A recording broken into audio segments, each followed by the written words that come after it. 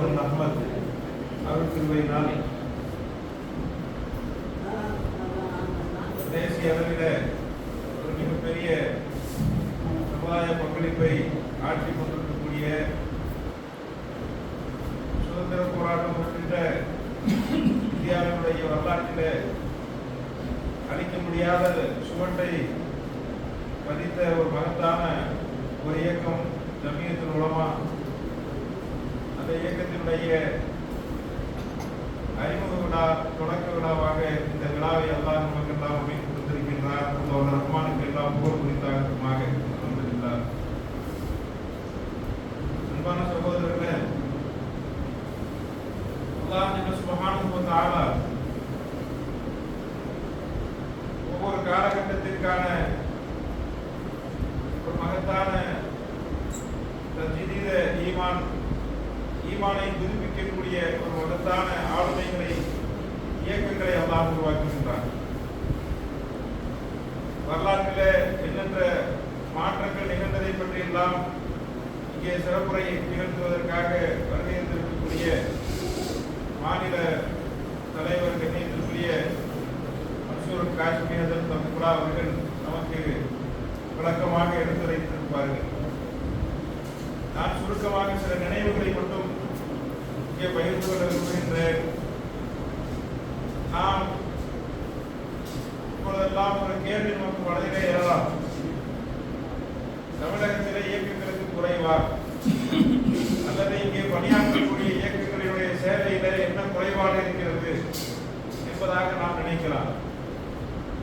ஆனால் ஒரு சேவை என்பது அதிலே பங்கேற்கக்கூடியவர்களுடைய ஈமானால் அளவிடப்படுகின்றது.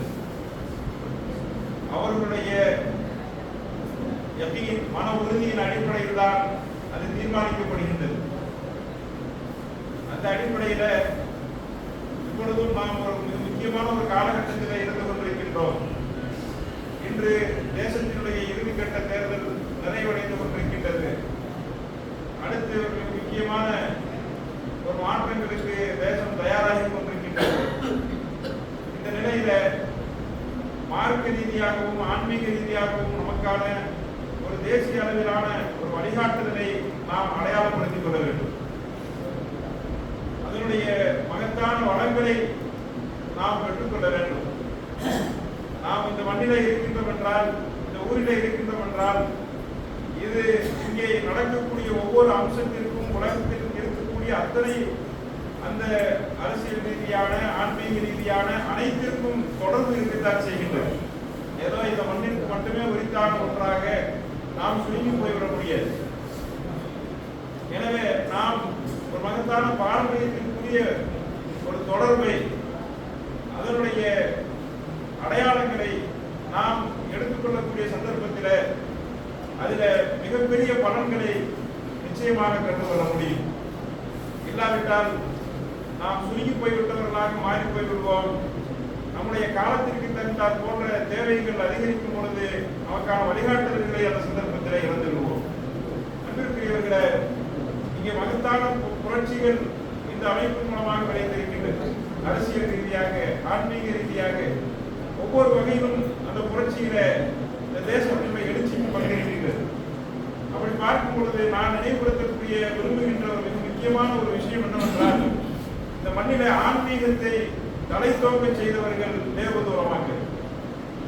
ஆன்மீக ரீதியான உணவு என்பது மிக முக்கியமான ஒன்று. தொழுகை, நோன்பு, ஜக்காத், ஹஜ் போன்றவற்றின் மூலமாக இபாதத்துகளினுடைய சாரத்தை நாம் பெற்றிருக்கின்றோம். ஒரு காலகட்டம் இருந்தது, தொழுகைன்னா என்ன தெரியாது. இலியாஸ் காந்தவி ரஹ்மத்துல்லாஹி அலைஹி அவர்கள் போன்றவர்கள், அவருடைய தகப்பனார் உள்ளிட்ட மேவாத்தினுடைய உலமாக்கள் அந்த ஒரு நிலையை ஏற்படுத்துவதற்காக போராடிய போராட்டங்கள் வரலாற்றில் இடம்பெற்றிருக்கின்றன. அப்படி பார்க்கக்கூடிய சந்தர்ப்பத்தில் அடுத்த நிலை உலமாக்கள் அதை செழுமைப்படுத்துவதற்கான கடுமையான முயற்சிகளை ஈடுபட்டார்கள். முஹம்மது ஹசன் ரஹ்மத்துல்லாஹி அலைஹி அவர்கள் தேவத்தினுடைய ஷேகுல் ஹதீஸாக திகழ்ந்தவர்கள், ஷேகுல் ஹதீஸ் என்பதாக அவர்கள் புகழப்பட்டவர்கள். அவர்கள் சுதந்திர போராட்டத்திற்காக மால்டா சிறையில அடைபட்டு இன்றும் வரலாற்றில் இடம்பெற்றிருக்கின்ற ஒரு மிகப்பெரிய போராட்ட வடிவம், ரேஷ்மி ரூமான் என்று சொல்லக்கூடிய போராட்ட வடிவம், சிவப்பு துண்டை அடையாளமாக வைத்துக் கொண்டு கொண்டு அவர்கள் பெரும் போராட்டத்தை நிகழ்த்தினார்களாக வரலாற்று நூல்கள் எல்லாம் எழுதப்பட்டிருக்கின்றது. ஸ்டாம்ப் வெளியிடப்பட்டிருக்கின்றது. அவருடைய நூற்றாண்டு கொண்டாடப்பட்டிருக்கின்றது. இதற்கு பின்னணியில எப்படிப்பட்ட உணர்வு இருந்தது என்பதுதான் மிக முக்கியமான ஒன்று. எப்படிப்பட்ட மனநிலை கொண்டவர்களாக இருந்தார்கள். போராட்டங்கள் என்பவை வெறுமனே நமக்கு முன்மாதிரிகளாக எது இருக்க வேண்டும்? அண்ணன் ரசூலுல்லாஹி ஸல்லல்லாஹு அலைஹி வஸல்லம் அவர்கள் தான் இருக்க வேண்டும்.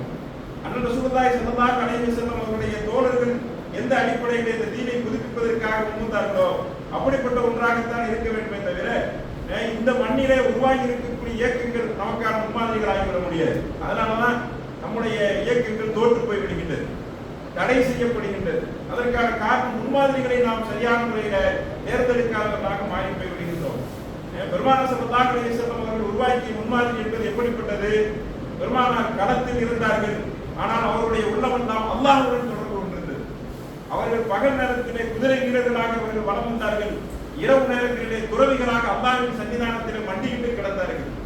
அவர்கள் அல்லாஹ்விடத்திலே அழுது இறைஞ்சி மன்றாடி ரப்பு நம்மோடு இருக்கின்ற உணர்வை அடைந்து, ரப்பு தான் என்னை கொண்டு வேலை வாங்குகின்றான், அவன் தான் என்னை செயல்பட வைக்கின்றான், நான் ஒன்றுமில்லாதவன் என்ற உணர்வை கொண்டவர்களாக அவர்கள் களத்தில் நின்ற காரணத்தினால் அல்லாஹ் அவர்களுக்கு வெற்றியை அவர்களுடைய கால்களிலே கொண்டு வந்து சேர்த்தார். அந்த முன்மாதிரியைத்தான் அவர்கள் கொண்டிருந்தார்கள்.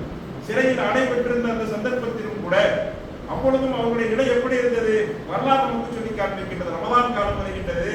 அப்பொழுது அனுஷா காஷ்மீர் முப்பாலி அவர்கள் உடனே இருக்கின்றார்கள். வரலாற்றில் சில பிழைகள் இருக்கலாம், உலமாக்கள் திருத்தி கொடுத்தால் நாம் மாற்றிக்கொள்ள தயாராக இருக்கின்றோம் அன்பிற்குரியவர்களே.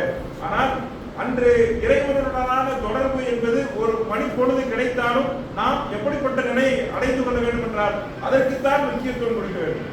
சிறையில் அடைபட்டு கிடைக்கின்றோம் என்பதற்காக தொழுகை கடமை இல்லாமல் போய்விடுமா? அல்லது வேறு எந்த நிலையிலும் இறைவனுடனான தொடர்பை நாம் அழைத்துக் கொள்ள முடியுமா? சிந்தனை நினைவாற்றலிலே மகத்தானவர்கள் அனுஷா காஷ்மீர் முத்தாலி அவர்கள் அன்றாடம் ஓதக்கூடிய அந்த குர்ஆனை, அந்த ஜுஸுவை அன்றே மரணம் செய்து அன்று இரவிலே அவர்கள் தொலை வைத்தார்கள். அல்லாஹ் அவர்களுக்கு அப்படிப்பட்ட வாக்கியத்தை கொடுத்தார். சிறை கூடத்தில் தான் அவர்கள் அடைபட்டு கிடந்தார்கள். இன்று நமக்கு பாடத்திட்டங்களிலே மதரசாக்களிலே பாடத்திட்டங்களிலே கிதாபுகள் இருக்கின்றது. நூர் நிலான் என்ற கிதாப் இருக்கின்றது. மகத்தான பிட்டியினுடைய ஹனபி மதத்தினுடைய கிரந்தம். எல்லா மதரசாக்கள் அது பாடத்திட்டத்தில் இல்லாததோ அந்த மதரசாக்களை கிடையாது. அப்படிப்பட்ட ஒரு நிலை.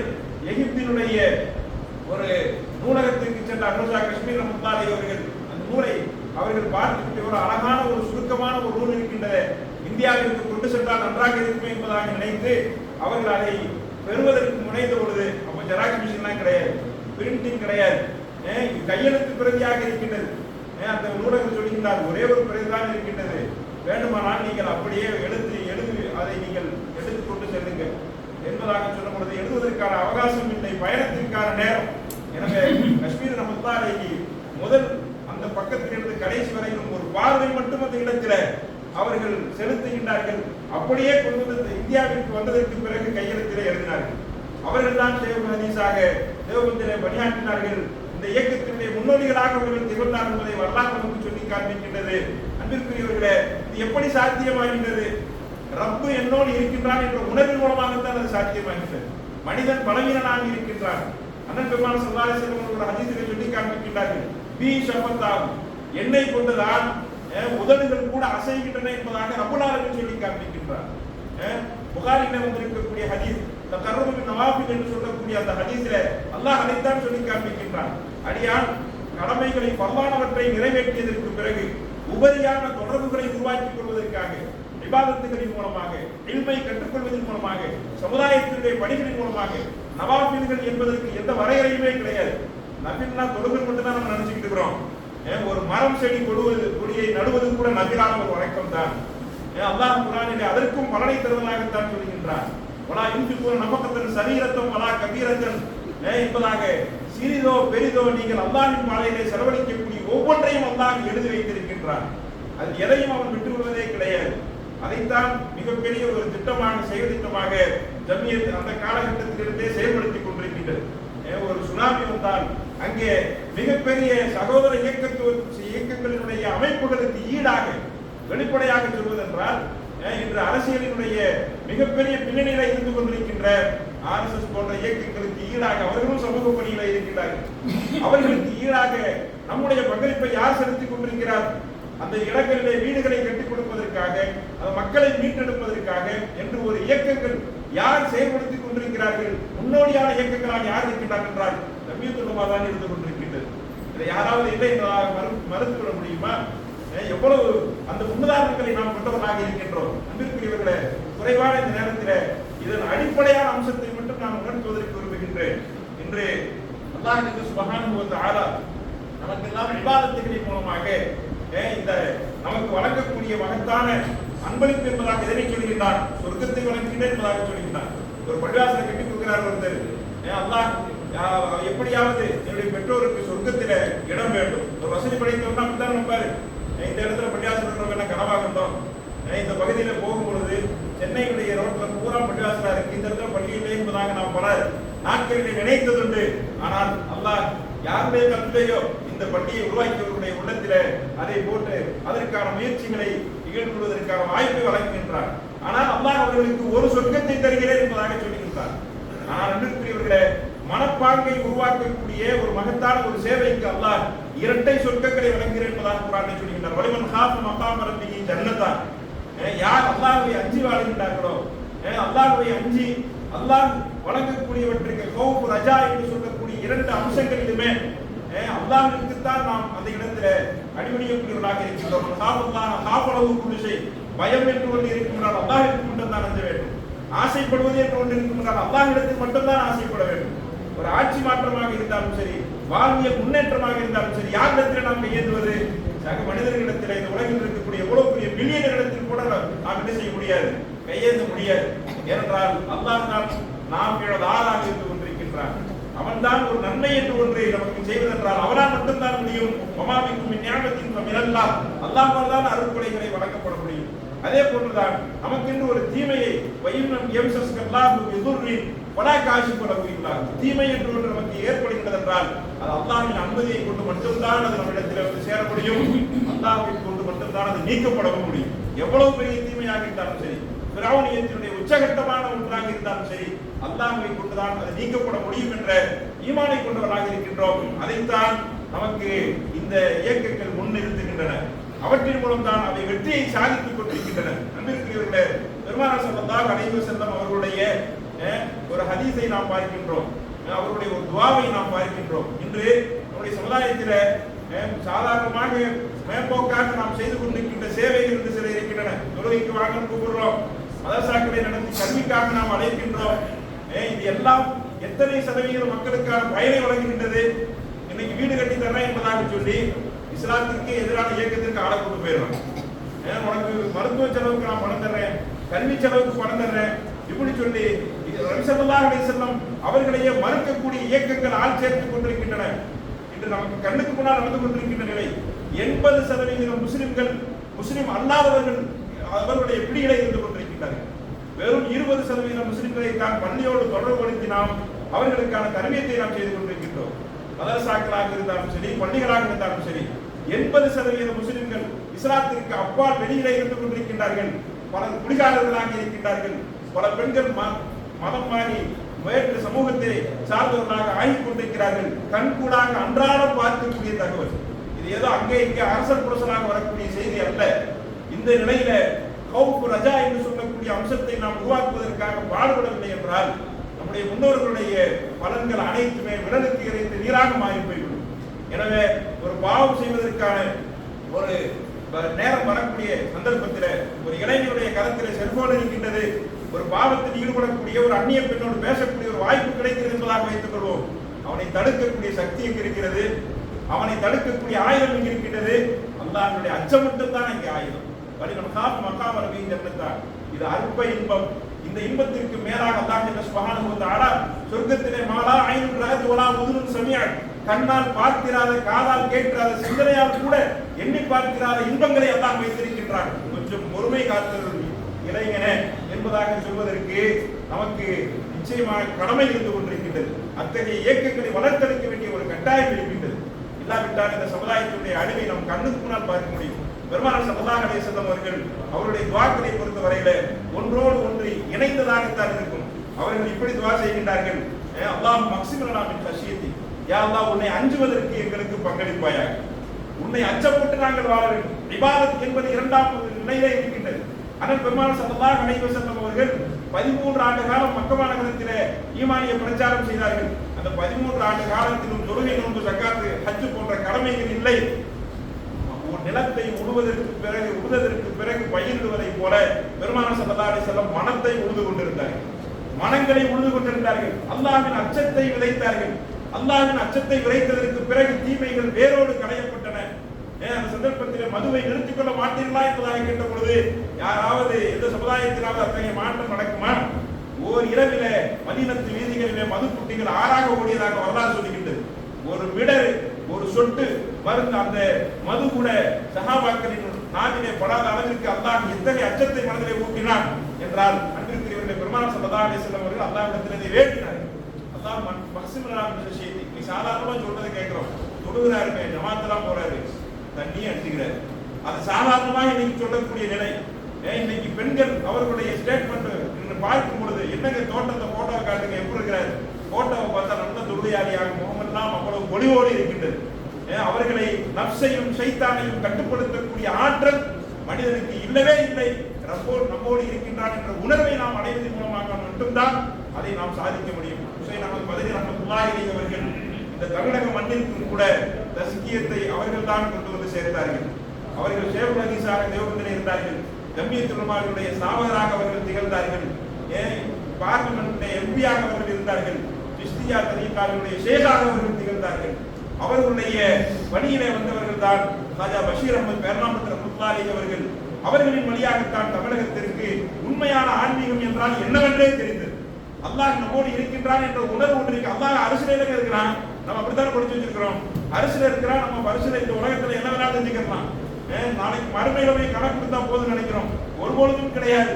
மார்க்கம் அதற்கு சமமான ஒரு நிலையில, எதிரான நிலையில் அல்ல, சமமான ஒரு நிலையில ஆன்மீகத்தினுடைய அற்புதமான ஒரு நிலைப்பாட்டை நம்ம கற்றுத்தருகின்றது. ஒவ்வொரு மழக்குமாயினமாக்கும் நீ எங்கிருந்த பொழுதும் அல்லாஹ் உன்னோடு இருந்து கொண்டிருக்கின்றார். கடிவரையில் இருந்தாலும் எங்கு ஒளிந்து நின்று நாம் எந்த ஒரு பாவத்தை செய்தாலும் அப்பொழுது அல்லாஹ் நம்மோடு இருக்கின்றார். குர்ஆனில் அதற்கான விளக்கங்கள், ஆதாரங்கள் எண்ணற்றவை நமக்கு கிடைத்துக் கொண்டிருக்கின்றது. இந்த துஆவிற்கான விளக்கத்தை சொல்லி அதனுடைய பலனை கூறி நான் நிறைவு செய்ய விரும்புகின்றேன். அன்பிற்குரியவர்களே, பெருமானார் ஸல்லல்லாஹு அலைஹி வஸல்லம் துஆ செஞ்சாங்க, யா அல்லாஹ் எங்களுக்கு முதல்ல உன் மீதான அச்சத்தை கொடு.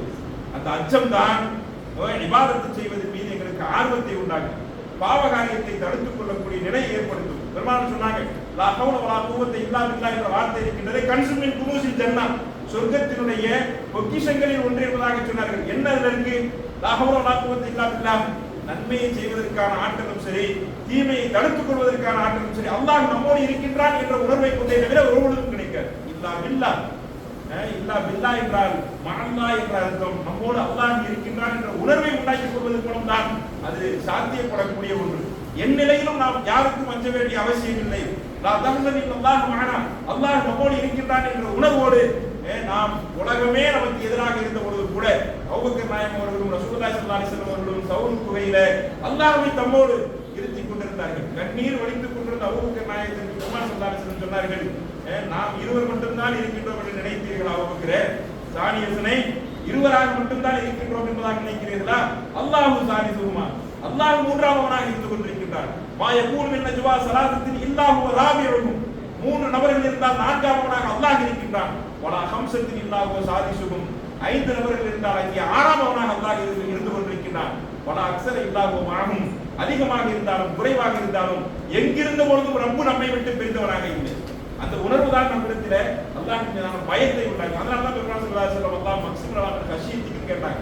இரண்டாவதாக அவங்க துஆ செஞ்சாங்க, மா தகூலு பி பைனா வ பைன மாசியத்தி, அந்த பாவத்தை, அந்த உணர்வு ஏற்பட்டு விட்டால் பாவ காரியத்திலிருந்து ஒரு பெரிய தடுப்பு ஏற்பட்டுவிடும். அல்லாஹ்வுடைய அச்சம் தான் பாவத்திலிருந்து நம்மை பாதுகாக்கும்.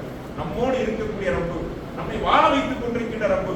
பமையன் சுர்னி நான் அசைத்து குர்ஆனிலே கேட்கின்றான், நான் அல்லாஹ்விற்கு மாறு புரிந்து விட்டு யாரிடத்திலே போய் நான் உதவியை பெற முடியும்? அவன் நசூர் இல்லாமல் நினைத்தா, உதவி என்று இந்த உலகத்திலே ஒன்று இருந்தால் அல்லாஹ்விடத்திற்கு தான் வரணும். அப்ப அவனுக்கே மாறு செஞ்சுட்டா, நம்ம பெத்தவனா இருக்கிறோம், நமக்குள்ள மாறு செஞ்சா அவனுக்கு திருப்பி கொடுப்போமா? மனமே நமக்கு வெறுத்து போகுதா இல்லையா? உனக்கு எவ்வளவு கொடுத்த எனக்கு மாறு செய்யலா என்பதாக பிள்ளையை பார்த்து கேட்கிறோமா இல்லையா? அப்ப படைத்த ரப்பல் ஆலமீன் நமக்கு எவ்வளவு செய்கின்றார்? நம்மை இந்த உலகத்திலே கொண்டு வந்த நிமிடத்திலிருந்து, வயிற்றுக்குள்ளே நம்மை விந்து துளியாக வைத்த அந்த நிமிடத்திலிருந்து மரணித்ததற்கு பிறகும் நம்மை அல்லாஹ் பார்த்துக் கொண்டிருக்கிறான், அவன் தான் நம்மை பரிபாலித்துக் கொண்டிருக்கிறான் என்றால் அந்த ரப்பை நாம் அவனுக்கு மாறுவிய கூடாது என்ற உணர்வு நமக்கு இருக்க வேண்டுமா இல்லையா? அந்த உணர்வு ஊட்டப்பட வேண்டிய மிக முக்கியமான ஒன்று. பெருமானார் ஸல்லல்லாஹு அலைஹி வஸல்லம் துஆவிலே அடுத்தடுத்த 2 விஷயங்களை கேட்டார்கள். அல்லாஹ் மக்ஸுனாத் ஹஷியத்திக மா தபூர் பிஹி பைனனா வ பைன மஅசியத்தி, அடுத்ததாக மின் தாஅத்திக மா துபல்லிகுனா பிஹி ஜன்னத்தை, உன் சொர்க்கத்தை அடைவதற்காக உன்னை வழிபடுவதற்குரிய வாய்ப்பை எங்களுக்கு கொடுப்பாயாக. சொர்க்கத்திற்கான வாசல் டிக்கெட் எங்க கிடைக்கும்? இபாதத்துகளின் மூலமாகத்தான் கிடைக்கும், தாஅத்தின் மூலமாகத்தான் கிடைக்கும். இந்த உடல் உறுப்புகள் அத்தனையும் அல்லாஹ்விற்கு வழிபடுவதற்காக படைக்கப்பட்டவை. அவற்றை நாம் அல்லாஹ் விரும்பாத வகையில் நாம் பயன்படுத்தக்கூடாது. அவற்றை நாம் முதலீடாக பயன்படுத்தி வறுமையிலே பன்மடங்காக நன்மைகளை பெறுவதற்காக அவற்றை நாம் மூலதனமாக பயன்படுத்த வேண்டும். இந்த உடல் உறுப்புகளை பாவகாரியங்களை பயன்படுத்தக்கூடாது. யோம தஷஹது அலைஹிம் அல்சினத்துஹும் ஐதீஹிம் அர்ஜுலுஹும் பிமா கானூ யக்ஸிபூன். அல்லாஹ் குர்ஆன்ல சொல்றான், நாளைக்கு மறுமையில நம்ம உறுப்பே நமக்கு எதிராக சாட்சி சொல்லும், நமது உடல் உறுப்புகளை நமக்கு எதிராக சாட்சி சொல்லும். ஒரு ஹதீஸிலே வந்திருக்கின்றது, நமக்கு எதிராக மட்டுமல்ல நமக்கு சாதகமாகவும் அவை சாட்சி சொல்லும். எல்லா உறுப்புமே கைவிட்டுரும். கடைசியில நம்முடைய கண்ணினுடைய அந்த இமை இருக்கின்றது அல்லவா, இமையினுடைய ஒரு முடி இருக்கின்றது அல்லவா, அது அல்லாஹ்விடத்திலே சொல்லுவான், ஒரு இரவிலே அவன் பாவத்தை நினைத்து நினைத்து ஒரு சொட்டு கண்ணீர் விட்டான், அது என் வழியாகத்தான் வெளியே வந்தது, எனவே அல்லாஹ் அவனை நீ மன்னிப்பாயாக. இப்படி நம்முடைய உடல் உறுப்புகளில் ஒரு சின்ன சிறு முடிப்பு கூட அல்லாஹ் இவ்வளவு பெரிய வாய்ப்பை நமக்கு கொடுத்திருக்கிறான் என்றால் அதை நாம் எப்படி பயன்படுத்த வேண்டும்? அது இளமை காலங்களில் இந்த இளைஞர்களுக்கு அதை ஊட்ட வேண்டிய ஒரு கடமை இருக்கிறதா இல்லையா? அந்த பிள்ளைகளிடத்தில் மார்க்கத்தை பற்றி அல்லாஹ்வை பற்றி சிந்தனை நாம் ஊட்ட வேண்டாமா? அன்பிற்குரியவர்களே, அதனால் தான் வழிபாட்டின் பக்கம் அவர்களுக்கு நாம் இணைப்பை உண்டாக்க வேண்டும். அடுத்ததாக பெருமானார் கேட்டார்கள், மினல் யகீன் மா துஹபிரு பிஹி முஸீபாத்தி துன்யா, தொழுகிறேன், நோன்பு வைக்கிறேன், எல்லாம் தான் செய்கிறேன், என்னை சோதனை பிடிச்ச ஆட்டுது என்பதாக சொல்லக்கூடியவங்க இருக்கிறாங்க. சாதாரணமான பெண்கள் சொல்லுவாங்க, தகஜதெல்லாம் தொழுகிறேன், எனக்கு ஏன் இவ்வளவு துயரம் வந்துச்சுன்னே தெரியல. ரப்பை விட்டு நெடுந்தூரம் விலக்கி விடக்கூடிய ஒரு ஆற்றல் இந்த சோதனைகளுக்கு இருக்கின்றது. ஆனால் சோதனைகள் வரும்பொழுது சஹாபாக்களின் நிலை என்ன? அவர்கள் தங்களுடைய நிலையை அவர்கள் மாற்றிக்கொண்டார்கள். எப்படி மாற்றிக்கொண்டார்கள்? வஸாதஹும் ஈமானா, ஈமானை அவர்கள் அதிகரித்துக் கொண்டார்கள். அவர்களை சுற்றி அனைத்து அந்த எதிர்ப்புகளும் வரும் பொழுது, அவர்களை சுற்றி எதிரிகள் அதிகரிக்கும் பொழுது அவர்கள் ஈமானை அதிகரித்துக் கொண்டார்கள். அல்லாஹ்வின் பக்கம் விரண்டோடி வந்து விட்டார்கள். ரப்பை தவிர எங்களை காப்பாற்றுவதற்கு யாரும் இல்லை என்பதாக யக்கீனை அவர்கள் உருவாக்கி கொண்டார்கள். நமக்கு இஸ்லாமிய வரலாறு முழுக்க அதைத்தான் சொல்லுது. சோதனைன்னு வந்துச்சுன்னா நம்ம யார்கிட்ட போய் தஞ்சம் அடைவது? நான் மஞ்ச அப்படின்னு இல்லா இல்லை. ரப்பிடத்திலிருந்து தப்பிப்பதற்கு அவன்கிட்டயே சரணடைவது வேற வழியே கிடையாது. அவன்கிட்ட தான் போய் சரணடையணும். எனவே அன்பிற்குரியவர்களே, பெருமானார் ஸல்லல்லாஹு அலைஹி வஸல்லம் அவருடைய இந்த துஆ நமக்கு மகத்தான உண்மைகளை சொல்லுகின்றது. மஹல்ல யகீனில் அல்லாஹ்வை தவிர வேறு யாருமே நம்மை காப்பாற்ற முடியாது என்ற சிந்தனையை உண்டாக்கிக் கொள்வதற்கான தர்பியத்தை நம்முடைய முன்னோர்கள் உருவாக்கி கொடுத்தார்கள். அதனால் தான் அவர்களால் சாதிக்க முடிந்தது. அதனுடைய தொடர்ச்சியில பெருமானார் நிறைய கேட்கிறாங்க, அல்லாஹ் மத்தியானா பி அஸ்மாஇனா வ குவத்தினா அலா மா அஹ்யைதனா, இறைவா இந்த பார்வை இந்த செவிப்புலன் அத்தனையும் கொண்டு எனக்கு பின்னால் நன்மை வரக்கூடிய விதத்துல யா அல்லாஹ் எனக்கு அதை பயன்படுத்தி கொடுப்பாயா. வஜாலுல் வாரிசுன, வாரிசு அப்படின்னு சொன்னா நம்முடைய பிள்ளைகளோ நம்முடைய செல்வங்களோ அல்ல, மாறாக நமக்கு பின்னாலும் கூட நமக்கு நன்மைகளை கொண்டு வந்து சேர்க்கும் விதமாக நம்முடைய உடல் உறுப்புகளை முதலிலே பயன்படுத்துவது. அதன் மூலமாக அல்லாஹ் சுப்ஹானஹு வ தஆலா மகத்தான பயன்களை ஏற்படுத்துகின்றான். அதன் அடிப்படையில் தான் என்னென்னவெல்லாம் கிடைக்கணும் நபி ஸல்லல்லாஹு அலைஹி வஸல்லம் அந்த துஆவை சொல்லி காமிச்சாங்க. மார்க்க விஷயத்திலே ஃபித்னாக்கள் ஏற்படாது, அதிகார வர்க்கத்தினுடைய அடக்குமுறை நமக்கு சேராது. இதற்கெல்லாம் மூலாதாரமாக இந்த 3 விஷயங்களும் இருக்கிறது என்பதாக பெருமானார் ஸல்லல்லாஹு அலைஹி வஸல்லம் நமக்கு சொல்லித் தருகின்றார்கள். எனவே அன்பிற்குரியவர்களே, இதை சுட்டிக்காட்டுவதற்கான முக்கியமான காரணம் நேரம் கடந்துருச்சு. இதெல்லாம் நம்முடைய முன்னோர்கள் நமக்கு கொடுத்து சென்ற விதைகள். இந்த விதைகளை நாம் நம்முடைய வாழ்க்கையில நம்ம பயன்படுத்தணும். நம்ம அமல் செய்யறோம், நம்ம ஒரு அமைப்பை பின்னணியில நாம் செல்கின்றோம் என்றால் நமக்கான அடிப்படை என்பது நம்முடைய முன்னோர்களுடைய வழிமுறைகளே இருக்கின்றது. அவர்களை நாம் பின்பற்றுகின்றோம் என்றால் நம்முடைய முன்னோர்கள் இப்படித்தான் வாழ்ந்தார்கள். அவர்களுடைய வாழ்க்கையிலே பாவத்தின் சுவடுகள் ஒருபொழுதும் தீண்டவே இல்லை. இபாதத்துகளில் அவர்கள் ஒருபொழுதும் குறையை செய்யவே இல்லை. அவர்கள் அதே போன்று யக்கீனிலே அவர்கள் தான் முன்மாதிரிகளாக அவர்கள் திகழ்ந்து கொண்டிருந்தார்கள். அதனால் இந்த தேசத்தையே அவர்கள் நிர்மாணிக்கக்கூடிய வாய்ப்பு பெற்றார்கள். தேசமே 2ஆக பிளந்து போய் முஸ்லிம்கள் எல்லாம் பக்கத்து நாட்டுக்கு போயிருக்கு என்பதாக சொல்லிக் கொண்டிருந்த அந்த நாட்களிலே நம்முடைய ஜம்மியத்தினுடைய முன்னோடிகள் தான் டெல்லியுடைய ரயில் நிலையத்தில் நின்று கொண்டு தயவு செஞ்சு போயிடாதீங்க, நீங்க போயிட்டீங்கன்னா இந்த நாட்டில் முஸ்லிம்கள் இருக்கக்கூடிய முஸ்லிம்களுடைய நிலை என்னவாகுமோ தெரியாது. இன்னைக்கு எதிர்த்தா நம்ம எல்லாம் 50% மேல இருந்திருப்போம். அப்படி தேசத்தினுடைய பிரிவினைக்கே எதிராக அந்த சமயத்திலே களமாற்றியவர்கள் யார்? என்றால் நிச்சயமாக நமக்கு வரலாற்றை பத்திரிக்கை வரலாற்று நீங்க படிச்சு பாருங்க. வரலாற்று நூல்களை உங்களுக்கு நிச்சயமாக தமிழாக்கம் செய்து வழங்கப்பட வேண்டும். எனவே மகத்தான ஒரு செயல்பாட்டிலே நாம் எல்லாம் பங்காளர்களாக இருக்கின்றோம். வல்லரஹ்மான் இதனை கபூல் செய்து புரிவானாக. நம்முடைய முன்னோடிகளினுடைய வழித்தோன்றலில் நாம் செயல்படுவதற்கு நல்ல வாய்ப்பு எல்லாம் நம் அனைவருக்கும் தந்துருவானாக. இதற்கான முயற்சிகளை ஈடுபட்டவர்களுக்கு அல்லாஹ் இன்மையிலும் மறுமையிலும் ஞாபகம் பதில் நல்ல கூலிகளை வழங்கி புரிவானாக என்ற நல்ல துஆக்களோடு வாய்ப்புக்கு நன்றி கூறி விடைபெறுகின்றேன். வாரந்த ரவான அல்ஹம்துலில்லாஹி ரப்பில் ஆலமீன்.